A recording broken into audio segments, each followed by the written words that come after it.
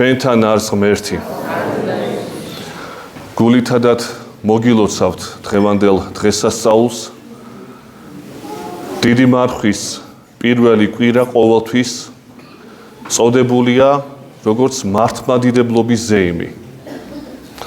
ეს დღესასწაული პირველად ჩატარდა ბიზანტიის ჯერ კიდევ არსებულ იმპერიაში 853 წლის 11 მარტს, დიდი მარხვის პირველ კვირას.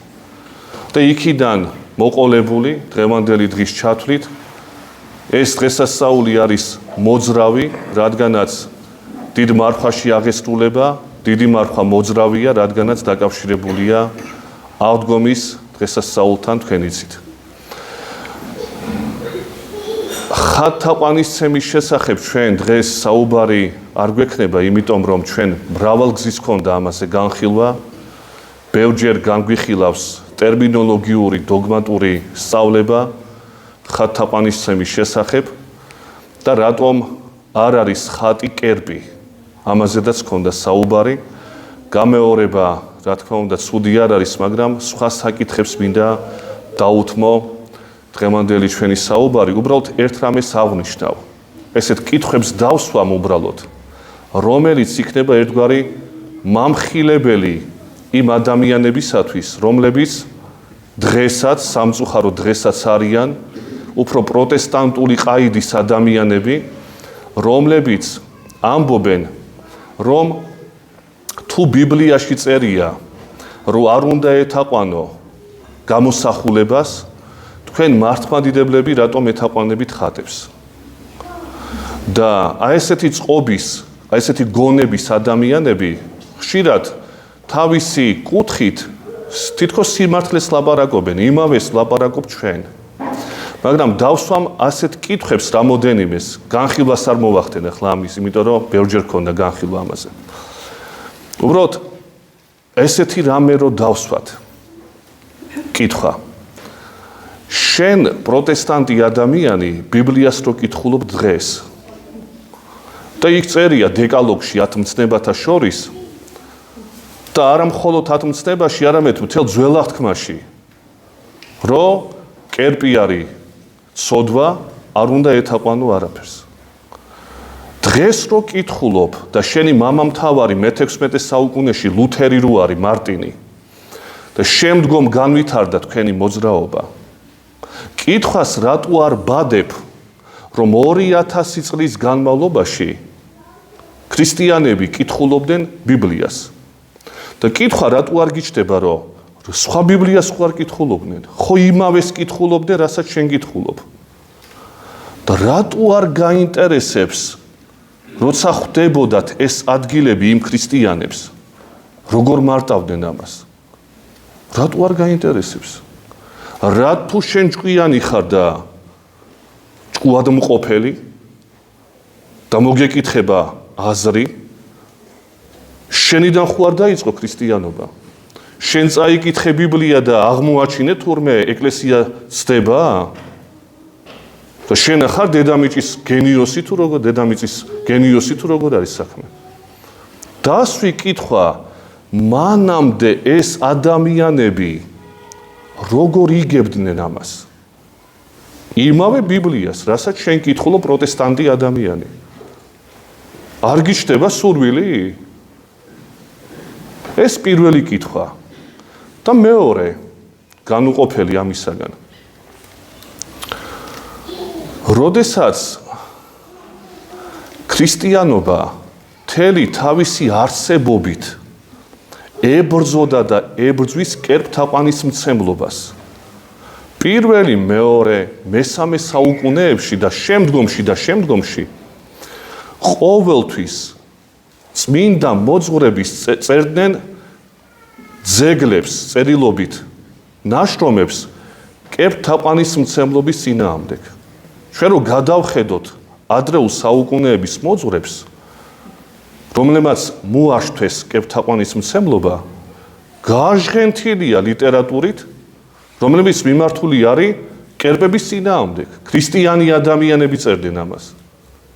უძველესი ძეგლები არსებობს ამისი. და და ნუ თუ არ გიჩნდება იმის კითხვა, რომ როგორ შეიძლება ეკლესია ერთი მხრივ უარყოფდეს და ებრძოდეს კერპებს და მეორე მხრივ კერპებს აღიარებდეს. ვერა ყოფილან ქრისტიანების სულთა დალაგებული ჭკუის ერთი მეორე, ესე იგი ჯერ ერთს ვამბობ და მერე ვეწინააღმდეგები იმავეს. ეს ხო ფსიქიურად დაავადებული ადამიანის მდგომარეობაა. როგორ შეიძლება ქრისტიანობა უარყოფდეს კერპს მთელი ისტორიის განმავლობაში და თვითონ ეკლესიაში კერპები ქონდეს გაღმერთებული. რატო არ უჩნდებათ ეს კითხვები მაინტერესებს? ამას ხო დიდი ფილოსოფია და ტერმინოლოგიური დახვეწილობა არ ჭირდება. ამას ხო უბრალოდ სიჭკვიანი ჭირდება.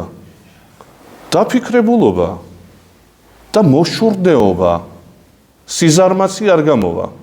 იმიტომ რომ შენ თუ გონია რომ შენ კითხულობ ბიბლიას და სწორად იგებ, ძალიან ცდები. იმიტომ რომ ბიბლია ეკლესიამ მოგიტანა შენ. ეკლესიის სიახში შენარჩუნდა ეს ბიბლია, წმინდა წერილი. და გავრცელდა კაცობრიობაში. ეკლესიამ შემოინახა ეს გვირგვინი, ეს ძეგლი. და შენ მარტავ როგორც გინდა. არა, უფლება როგორ არა გაქვს, როგორც გინდა ისე მარტე. დემოკრატიულ ქვეყანაში ვცხოვრობთ. მაგრამ არ უნდა თქვა, რომ შენ ხარ მოშურნე და მართალი. მარტე როგორც გინდა. შეიძლება სატანისტმა წაიკითხოს ბიბლია და თავისებურად გაიგოს. როგორც უამრავი ერესი ჩამოყალიბდა ბიბლიის საფუძველზე. რატო? იმიტომ რომ ესენი ფიქრობენ, რომ ამათმა აღმოაჩინეს სიახლე. არ არსებობს საკითხი, ეკლესიური დოგმატური საკითხი, რომელიც ეკლესიაში არ იყოს განხილული. არ არსებობს ეპიზოდი ბიბლიაში, რომელიც ეკლესიაში განმარტებული არ იყოს.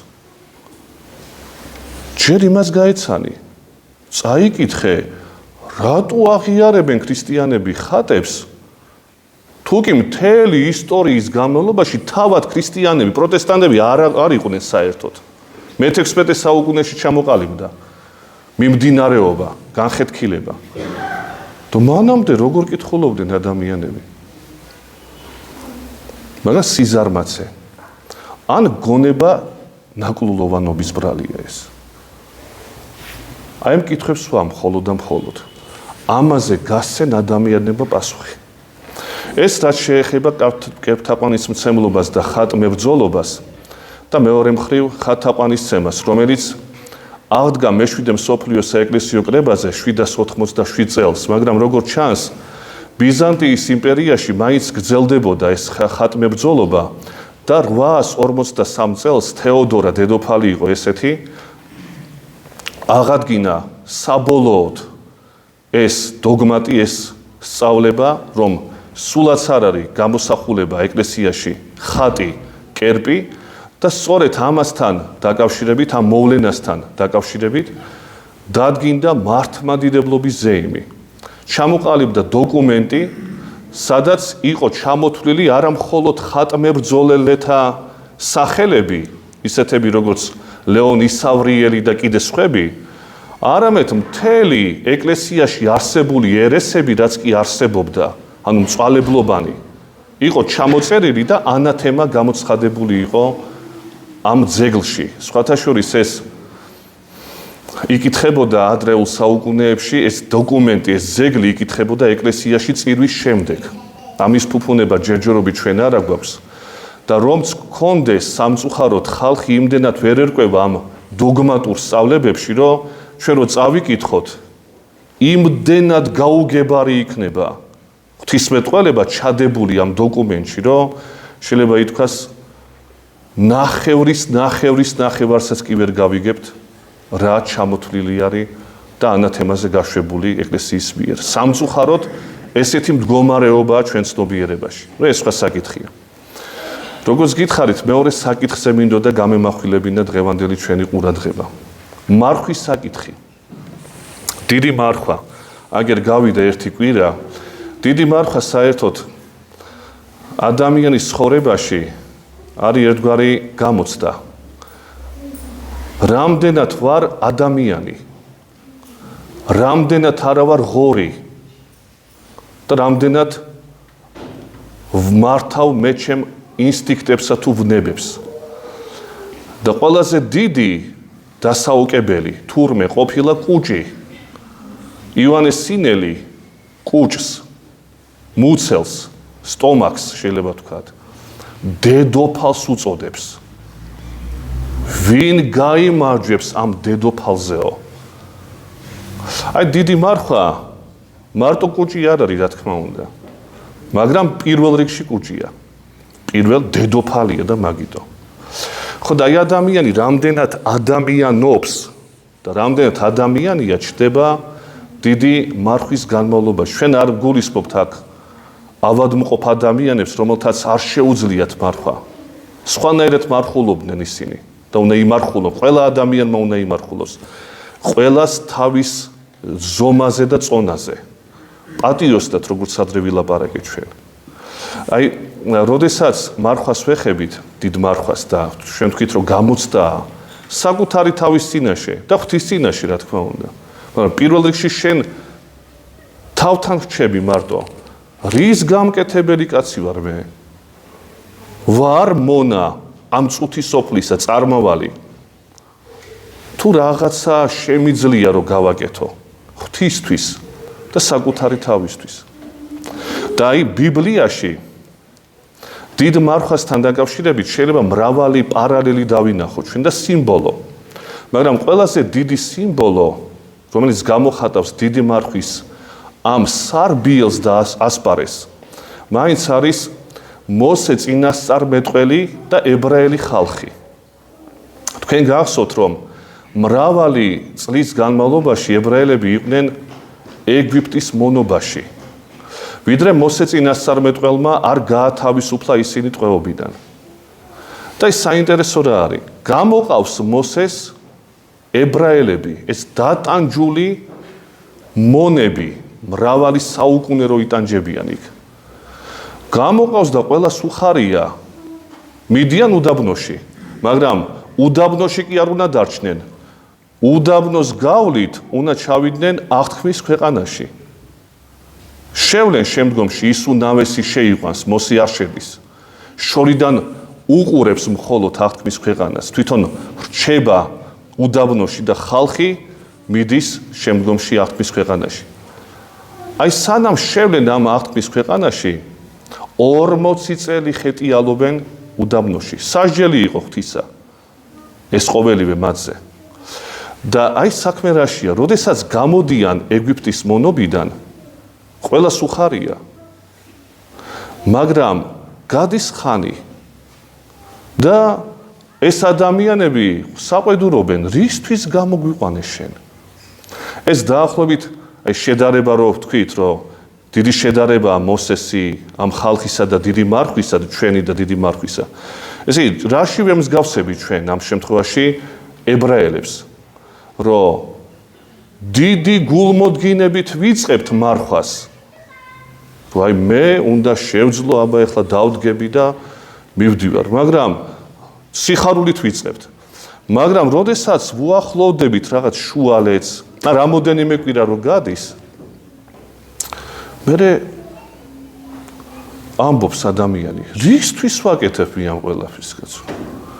ეს ხალხი ეკითხება მოსეს. შენ გამოგვიყვანე აქ, ხვალინდელი დღე გაურკვეველია, იქ მონობაში ჩვენ გარანტირებულად ვიცოდით ხვალინდელი დღის ბედი. ქვაბები ხორცით ქონდა ავსებული. და აქ რას გვაჭვევ შენ? მანანა ზეციდან 40 წელი მუქთაზე ცხოვრობენ, მუქთა არ მუშაობენ, როცა უნდა იმუშაონ, უდაბნოა. მუქთაზე ცხოვრობენ და მოინდომეს ხორცი ქონდა იქო. მონობა გვირჩევნია ჩვენ. საყვედურობენ. როგორც ჩვენ ხშირად ვიწყებთ სარბიელს დიდი მარხვისა. მე რა ფიქრობთ, რომ რისთვის ვაკეთებ ამას მე? ჯობდა იქ ყოფილიყავი, ნორმალურად ვიკვებებ, აქ რაღაცა კარტოფილს ჭამდა, რაღაცა არ შეიძლებაო, რაში მჭირდება ეს ყველაფერი? იწყება წუწუნი. როგორც ებრაელი ხალხისა. ეგვიპტიდან მრავალი წლის მონობიდან გამოიყვანა კაცმა მშვიდობიანად ომის გარეშე. და არ გვინდა ეს ყველაფერიო. ხორცი გვირჩევნია ჩვენ, მანანა ზეციური არ გვჭირდება. სასწაული ყოველდღე ხდება, ეს სასწაულები არ გვჭირდება. ცოცხალი ღმერთი არ გვინდა, მონობა გვინდა ისევ. როგორც ხშირად ჩვენ მოგდის ხოლმე. მაგრამ ეს არ არის დასასრული საქმე ამაშია.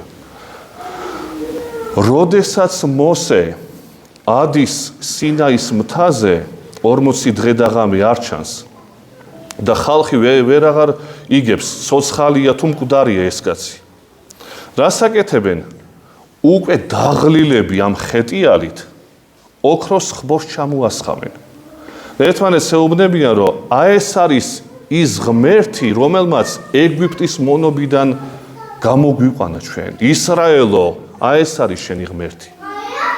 როგორც ხშირად რო დავიღლებით ხოლმე ამ მარხვით, რომ მოგბეზრდება ეს ხეტიალი.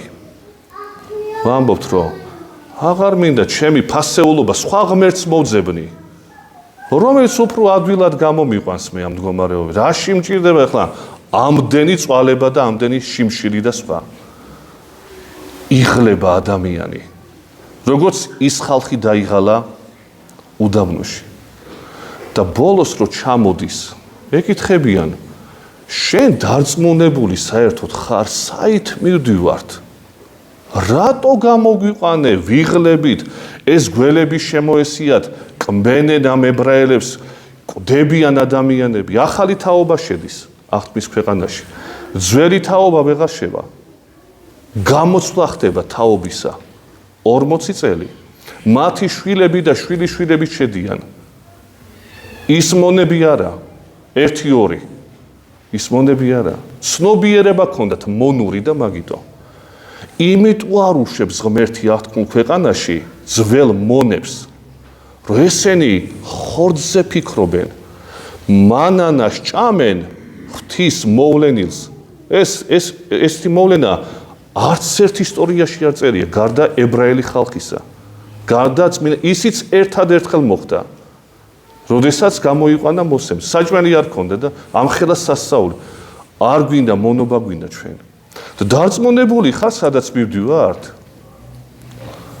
და მოსე კი დარწმუნებული იყო, მაგრამ ამათი რწმენა იყო სუსტი. როდესაც ჩვენ დიდ მარხვაში ვიმყოფებით, რომ შევადაროთ ახლა ამათ წუწუნს ჩვენ თავს, იქნებ მე სუტყუილა ვაკეთებ ამას. იქნება ქრისტე არ აღმდგარა.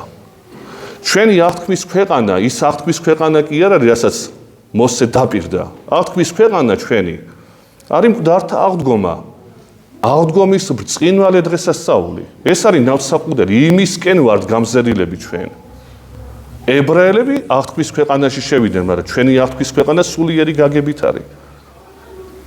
და ადამიანი მერე აი ეს დასუსტებული კაცი მონებრივი გონების მქონე ეკითხება საკუთარ თავს. მივდივარ კი სწორად, იქნება ქრისტე საერთოდ არ აღმდგარა. ვინ დაინახა იგი? წერია სახარებაში კი? ვინ დაინახა? აღმდგარი კი, მაგრამ აღდგომა არ დაუნახავთ.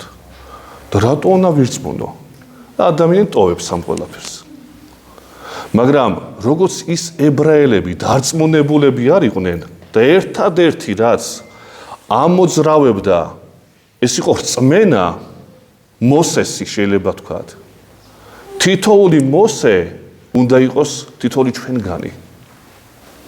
რომ კი მიდის იმ გეზით, მაგრამ ეს გეზი არის არა ცოდნის მიერი, არამედ რწმენის მიერი გეზი. მოსე არ შესულა, როგორც მოგახსენეთ, იმ აღთქმის ქვეყანაში, მაგრამ იცოდა, რომ შეიყვანდა ხალხს. რატო? რწმენა ქონდა ძალიან დიდი. როგორც ჩვენ უნდა ქონდეს რწმენა ძალიან დიდი, რომ ქრისტეს აღდგომა ნამდვილი და ჭეშმარიტია. რატო ვამბობთ, რატო ვამყარებთ ჩვენ ქრისტეს აღდგომას ჭეშმარიტად აღდგაო? მიულოცოთ მხოლოდ ქრისტე აღდგა და დამთავრებულია. რაღაცი ჭირდება ჭეშმარიტად აღდგა. იმიტომ რომ მე წამს ამისი. ამას ადასტურებს და მე კი არ მიხილავს, მაგრამ წამს ამისი. ამიტომ ვამყარებთ ამ სიტყვებს ჩვენ. და პავლე მოციქული ესეთ რამეს ამბობს, რომ პავლე მოციქულს არ უნახავს აღდგომა ქრისტესი. გამოცხადება კი ქრისტესი აღდგომის შემდეგ, მაგრამ თავად აღდგომა არ უნახავს და კორინთელთა მიმართ პირველ ეპისტოლეში მე-15 თავში ამბობს, რომ თუ კი მკვდართა აღდგომა არა არს, არცა ქრისტე აღდგომილ არს და უკვე თუ ქრისტე არ აღდგომილ არს, ცოდვე თავე შინა ჩვენ თავ ვდგევართ და უსაწყალობელეს ყოველთა კაცთა ისა ვართ. ყველაზე საცოდავი ხალხი ჩვენ ყოფილვართ ქრისტიანები. როდის თუ კი ქრისტე არ აღმდგარა, მაშინ ჩვენი სასოება აბსოლუტურად არაფერს არ ნიშნავს. იმედი არის დაკარგული თუ კი ქრისტე არ არის აღმდგარი და მკვდრებიც აღარ ადგებიან. ერთადერთი სასოება ქრისტიანისა ეს არის მკვდართა აღდგომის რწმენა. ცხონებაში გადასულობა, დანარჩენი ყველაფერი არის წარმავალი, წუთიერია შეიძლება ითქვას. რამდენი ხანიც არ უნდა ცოცხლობდეს ადამიანი, რო კითხო, გავიდა მალე ცხოვრება, წამიერად. ამ დროს შეიძლება შვილთა შვილები ყავს კაცს და ბევრი უშრომია. მაგრამ წამიერად. აი ესეა წუთის სოფელი. და ერთადერთი სასოება გუშინაც ხონდა საუბარი ამაზე. ეს არის მარადიული ცხოვრება ქრისტესთან ჯერ გარდაცვალების შემდეგ. და შემდგომში მკვდართა აღდგომის იმედი. ეხლა როგორ უნდა ახსნას კაცმა მკვდართა აღდგომის მოვლენა? რწმენითია. ამას ვერავინ ვერასოდეს ვერ ახსნის. დაახლოებით კი, მაგრამ ბოლომდე ვერა. ამიტომ რელიგიაში და ქრისტიანობაში რწმენა ძალიან დიდ მოვლენად ითვლება. მორწმუნე კაცი არისო. მორწმუნე კაცი ისეთ რამეებს ხედავს წუთის სოფელში, რაც რაციონალურად ვერასოდეს ვერ აიხსნება. და იმან იცის, რომ ეს სწორია. ვერ უმტკიცებს. რატოა, რისთვის, როგორ იქნება, ვერ ახსნის ამას. მაგრამ უეჭველად იცის, რომ ესე არის. და სწორი ფიქრობს ყოველ. მესამე თვალი შეიძლება ითქვას. იმას კი არ ფიქრობს, მე რატო არა ვარ კარგად. მორწმუნე კაცი ფიქრობს, ესე რო ვარ, უარეს დღეში რო არა ვარ დიდება ღმერთს. აი ესე ფიქრობს მორწმუნე კაცი. და ურწმუნო კაცი $1000 რომ მაქვს, რატო 5000 არა მაქვს? და 1000 რატო უნდა გქონდეს? სხვა რო საერთოდ შეერია? იმას რატო არაფასებ, რაც გაქვს? უფრო კარგად მინდა ღმერთო მომეცი. დახშული გონება. პატარა კაცი, რომელსაც მესამე თვალი რწმენისა არ გააჩნია. აი ეს პატარა კაცები იყვნენ ის ებრაელები, ეს მონები. ერთადერთი ვინც იყო ყველაზე ძლიერი და ბიბლიაში ნათქვამია, რომ ყველაზე მშვიდი კაცი კაცთა შორის მოსე წინასწარმეტყველი.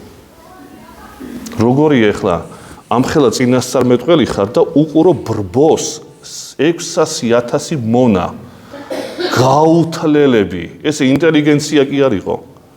წიგნიერი ხალხი კი არ იყო. მონები იყვნენ ესენი. აბსოლუტურად დაცლილები გონებისგან. და ამათი წინამძღოლი ხდები. და გელაპარაკებიან ისეთ ელემენტარულ მდაბიო საკითხებზე და შენ კიდე უდიდესი წინასწარმეტყველი ხარ. საერთოდ წინასწარმეტყველთა შორის ყველაზე დიდი მოსია. ღვთისმხილველი, ესე ეწოდება.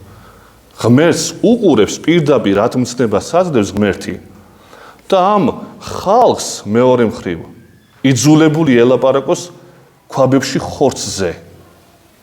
აი მდაბიოობაზე ელაპარაკება. თუ სიმშვიდი არა, გაუსკდებოდა კაც გული, აბა რა იქნებოდა. ასე რომ ჩვენი სარბიელი, როგორც მოგახსენეთ, არის დიდი მარხვის სარბიელი არის ამ ებრაელი ხალხის ხეტიალი უდაბნოში. ხან ისევ მონობა გვინდა ცოდვების ჩვენ, ხან ვიღლებით ამ ყველაფრით, ხან უიმედობა, სად მივდივართ? აღდგო, რა აღდგო მაგას? აღდგომა ხო 1000-ჯერ მithქვამს, ხო? პასკები და წითელი კვერცხებია და მარხვა რა საჭიროა კაცო? აი, ესეთი მონებრივი აზროვნებით ცხოვრობთ ადამიანები ხშირად. უმიზნოდ ხეტიალობთ მთელი ცხოვრების განმავლობაში. დაგლოცოთ ღმერთმა და გულითადაც მოგილოცავთ კვლავ და კვლავ მართლმადიდებლობის ზეიმს. და მოიხსენეთ თქვენ ლოცვებში ჩვენი უახლოესი ადამიანი, ჩემთვის შეიძლება ითქვას მეორე მშობელი, მამა საბა კარელიძე, ჩვენი არქიმანდრიტი, ჩემთვის პირადად ძალიან ძვირფასი კაცი იყო. მის ხელში ვარ გაზრდილი მე. და ღმერთმა აცხონოს მისი უგდავი სული. ჯვარი გეწეროთ.